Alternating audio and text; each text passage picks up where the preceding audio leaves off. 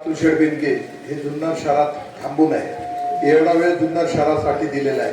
सर्वप्रथम मी त्यांचे आभार मानतो आणि जुन्नर शहरात जी कामं चालू होती राष्ट्रवादी पक्षाच्या माध्यमातून आणि भरीव निधी हा अजितदादा पवार यांनी दिलेला आहे आणि अतुल शेठ बेनके यांच्या माध्यमातून जेवढी आपली कामं जुन्नर शहरात आहे, आज पुणे जिल्ह्यात कुठेही ग्रामीण भागात एवढी कामं चालू नाहीये। म्हणजे याचा अर्थ असा होतो का अजितदादा पवार यांचं किती लक्ष अतुल शेठ बेनकेंवर आहे हे आपल्याला कळतं। आताच आपले कार्यकर्ते सुज्ञ आहेत, कालची काही लोकांनी आपली बाईट बघितली असेल, पण मी जे विरोधींनी आपल्या बेनके कुटुंबावरती जे आक्षेप घेतलेला आहे त्याला मी विरोधात त्यांच्या बोलणारच आहे। मी विषय असा आहे का त्यांना पूर्ण तालुक्याची माहिती नाहीये। अज्ञान लोक असे भाषा करतात का मुसलमान लोकांचं हे करतात, हिंदू समाजाकडे त्यांचं लक्ष नाही असं त्यांचं म्हणणं आहे। पण मी त्यांना उत्तर देऊ इच्छितो का सगळ्यात पहिले वारकरी समाज हा आपल्या जुन्नर तालुक्यात सगळ्यात मोठा आहे। पंढरपूर आणि आळंदीला जातो आपल्या इथून। त्या सर्वांना आदरणीय अतुल शेठ बेनके यांनी ओतूरला महाराष्ट्राची सर्वात मोठी सभा तिथं झाली आणि त्यांना काहीतरी 35 लाख रुपये रोख खिशातून दिलंय त्यांना सभा मंडप वगैरे काम करण्यासाठी।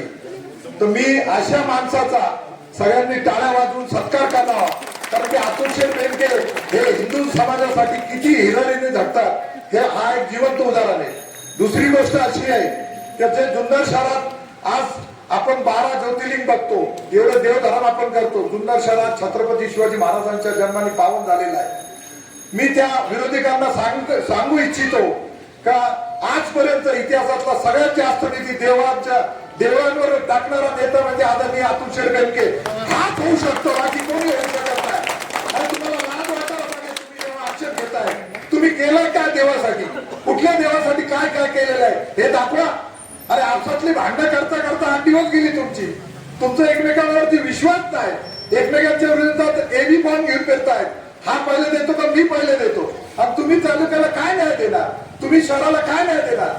न्याय देणारा एकच नेता आदरणीय अतुल शेठ बेनके, बेनके परिवार शिवाय दुसरं कोणी नाही। याचं जिवंत उदाहरण आहे। पवार साहेबांसंग आयुष्यभर बेनके साहेब राहिले, 40 वर्ष एकच सत्तेसाठी एकच पक्षासंग राहिलेला आदरणीय अतुल शेठ बेनके हाच परिवार आहे।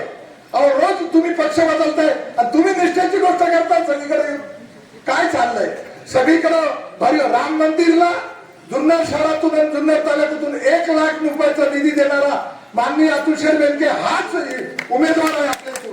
कोण लागतं हिंदूंच्या विरोधात तुम्ही बोलताय, काय बोलताय तुम्ही? अरे थोडा अभ्यास करा, आपली उंची बघा, आपण काय बोलतोय, आपण किती मोठे आहे, आपण आक्षेप घेताना कशावर घेतोय, आपला अभ्यास करा। आज वारकरी समाज रोज अतुल शेठ बेनके यांच्या मागे आहे।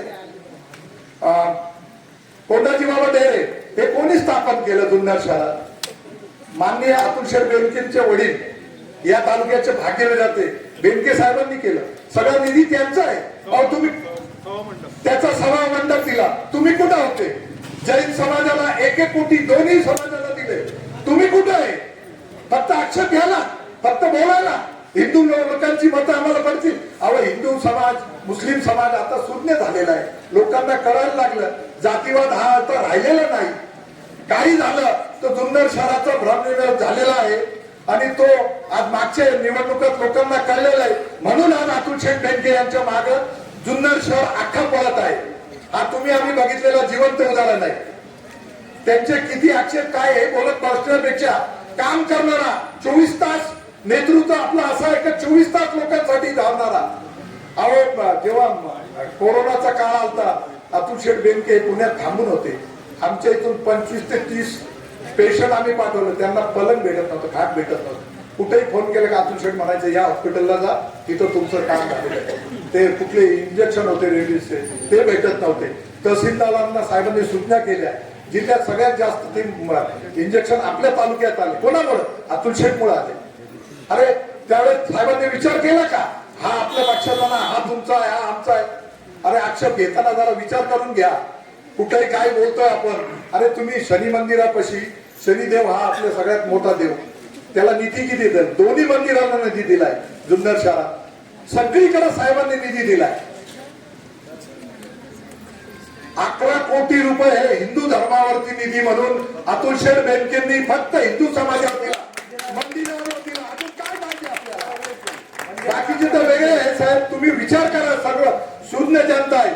अजून एक गोष्ट सांगतो, सगळ्यात मोठा आणि कळीचा मुद्दा. तुम्ही म्हणता हिंदू समाजाचा हे करताय. बाबाजी साहेब कोण आहे? RSS, जन्मापासून RSS चं काम करताय. RSS कुठली संघटना आहे? हिंदूंची संघटना आहे. मग त्याला तुम्ही तिकीट का नाही दिला? तिचं तुम्ही काय हे केलं? म्हणजे डुप्लिकेट पॉलिसी तुम्ही करायची आणि आमच्या साहेबांवरती ऍक्शन घ्यायचं काय कारण नाही. जनताला कळतो म्हणून सांगतो. हात जोडून नम्र विनंती आहे सगळ्यांना, एकच विनंती आहे. नगराध्यक्षाचा उमेदवार आपला सुशिक्षित दिला गेलेला आहे. आमची बहिणीनं भगिनी दिलेली आहे नगरसेविका तांबोळी मॅडम, ज्यांच्या सासऱ्यांनी इथं काम केलेलं आहे या वार्डात. आणि आता भावाळकर साहेब बघा, अतुल शेठचं हृदय किती मोठं आहे. त्याच्यावर अत्याचार झाला. सगळ्यात जास्त हिंदू समाजासाठी काम करणारा भावाळकर हा नेतृत्व. त्याच्यावर अत्याचार झाला. आम्ही सूचना केली साहेबांना, साहेब आम्ही थांबतो आणि तुम्ही भावाळकरांना द्या. तर ते 2 मिनिटं थांबले. यार खरंच बोले एवढं अत्याचार आयुष्यभर त्यांना थांबवताय आणि तुम्ही हिंदूंची भाषा करताय. RSSचा उमेदवार तुम्ही थांबवताय आणि तुम्ही लोकांना न्याय देणार का? एवढं सांगतोय. जय हिंद, जय महाराष्ट्र. अतुल शेठच्या मागे राहा आणि घड्याळाला निवडून द्या.